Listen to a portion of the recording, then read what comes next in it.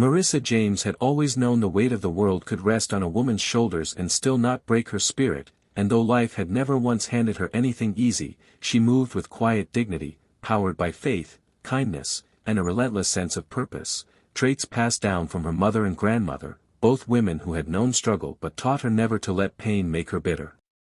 At 38, Marissa was a single black mother raising two sons, Jamal, 14, and Isaiah, 10, in a modest two-bedroom apartment on the south side of Atlanta, tucked inside a neighborhood where dreams were often deferred by necessity and where every sunrise meant another day of hustling to survive. She'd been working as a housekeeper at the Grand Monarch Hotel for over a decade. An opulent building with floors of gold accents, velvet-draped lobbies, and rooms priced higher than her monthly rent, a place where people who had more than they could ever need rarely looked twice at the woman scrubbing their floors. Yet Marissa never let the imbalance harden her. She took pride in her work, humming gospel tunes as she wiped counters and fluffed pillows, always making sure her presence brought peace, even in the shadows. She had dreams, too, of going back to school, of starting a small cleaning business, of giving her sons a life with options she never had, but dreams had to wait when bills were due and the fridge was near empty. Still, she never let her boys see her worry.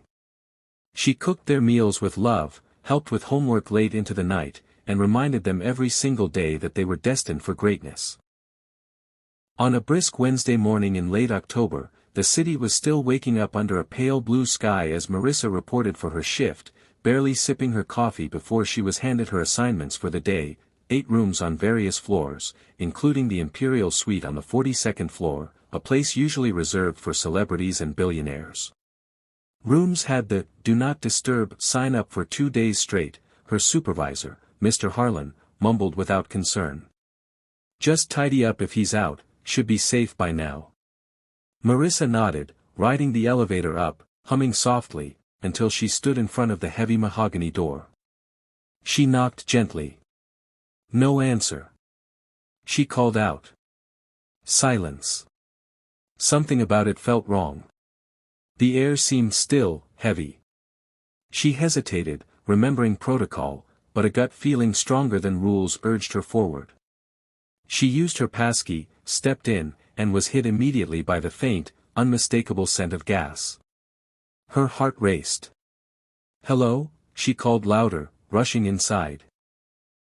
In the kitchen, she found him, slumped on the floor, unconscious, skin pale, lips tinged blue. She didn't know who he was, didn't care. She moved on instinct, opening windows, shutting off the gas line, calling 911 with trembling hands, then kneeling beside him to perform CPR, praying aloud with every breath she forced into his lungs. "Please, Lord, don't let him die. Please hold him until help comes." Minutes felt like hours until the paramedics burst in. "You saved his life," one said as they loaded him onto the stretcher. "If you hadn't found him, he wouldn't have made it."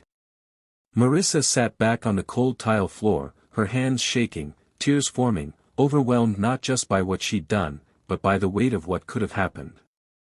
That evening, exhausted but oddly at peace, she was called into her manager's office. She expected concern, gratitude, maybe even praise. Instead, she found cold eyes and paperwork. "You violated policy by entering a room marked 'Do Not Disturb,' Mr. Harlan said flatly. "Regardless of outcome, that's grounds for termination." Her mouth opened in disbelief. "I saved a man's life," she said. "You'd rather let someone die than break a policy." But the decision was already made. "This isn't personal, Marissa. It's about liability." Just like that, 12 years of service erased with a signature. She packed her things, rode the elevator down one last time, and walked out into the cold night air with no job, no savings, and no idea how she'd tell her boys. In the days that followed, she hustled harder than ever, cleaning houses for cash, braiding hair, watching kids, anything to put food on the table. Her sons noticed the change, but she shielded them from the worst of it. "We're just in between blessings," she told them, forcing a smile. Meanwhile, across town, in a hospital room draped in white silence, James Whitmore, the man she saved, slowly regained consciousness. A tech mogul worth billions, James had spent the last 6 months spiraling into grief after losing his younger brother to cancer, and in his haze of sorrow, he'd stopped eating, stopped sleeping, stopped caring. He hadn't meant to hurt himself, hadn't noticed the gas leak, but when the darkness closed in and he felt himself slipping, he remembered, barely, a voice, warm and strong, pulling him back. "She saved you," the nurse said. "A hotel worker. They wouldn't give us her name." For the first time in months, James felt something stir, a need to know the woman who refused to look away. When he returned home, he sent letters to the hotel demanding her identity. They refused. He wrote a heartfelt piece for the Atlanta Times titled, "To the Stranger Who Saved My Life," and the story exploded. News stations ran with it. Social media lit up with theories. People dubbed her the Angel of the Grand Monarch, praising her courage. But Marissa stayed silent. She wasn't interested in fame. She was busy making ends meet. Then, one chilly afternoon, while she stood in line at the food pantry with her sons, a man in a crisp suit approached her. "Ms. James?" he asked. "Mr. Whitmore would like to meet you." Confused, cautious, and slightly overwhelmed, Marissa agreed. Days later, she stood in the serene garden of a sprawling estate, her boys nervously at her side, facing the man whose life she had saved. James Whitmore was thinner than she expected, but his eyes, full of gratitude and humility, met hers with reverence. "You didn't have to do what you did," he said softly. "You could have walked away. Most would have." Marissa shook her head. "I did what anyone should do. A life is a life." But James knew better. "You lost your job because of me," he said, his voice thick. "And you saved me anyway." He looked down, breath-catching. "I owe you more than I can say." What happened next would change her life forever. James paid off Marissa's debts, created college funds for both Jamal and Isaiah, and offered her a role as Director of Community Outreach at his new foundation, a position that would not only provide stability but allow her to lead efforts in uplifting underserved communities like her own. "You understand people," he said. "You know what it means to struggle, to sacrifice. I need your heart to guide this mission." At first, Marissa hesitated. She had no degree, no corporate experience. But James insisted. "Courage like yours can't be taught. That's what the world needs." Word spread fast.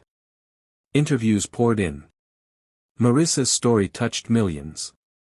She spoke at schools, women's shelters, churches, reminding people that doing what's right isn't always rewarded immediately, but it always matters. She never forgot her roots. Every Thanksgiving, she organized food drives. Every Christmas, she hand-delivered gifts to struggling families. She hired single mothers, offered job training, and turned the pain of her past into purpose. Years later, standing before a packed auditorium as the recipient of a National Humanitarian Award, Marissa looked out over the crowd and said, "They say I saved a billionaire's life. But truth is, I saved a man. And in doing so, I saved myself." We are all capable of extraordinary things when we choose compassion over convenience, action over apathy. You don't need money to make a difference. You need heart. The audience rose in thunderous applause, many wiping tears. In the front row, James sat with her sons, now young men, his eyes misty, proud. Marissa James had started as a woman the world overlooked, but because she chose to act with courage and humanity, she not only saved a life but lit a path for countless others. Her story became a reminder that sometimes, the greatest heroes are the ones who live quietly among us, who act not for glory but out of love.